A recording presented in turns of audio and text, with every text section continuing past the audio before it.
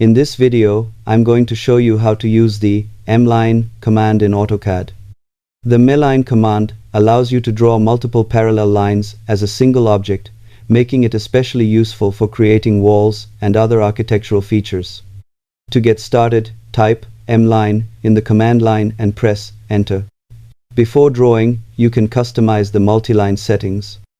Type J for justification and choose between top 0 or bottom, depending on how you want the multiline aligned relative to your cursor. You can also adjust the spacing between the lines by selecting the Scale option and entering a value.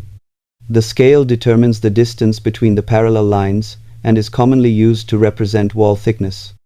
Once your settings are configured, click points in the drawing area to create the multiline. Continue selecting points to define the shape and press Enter when finished.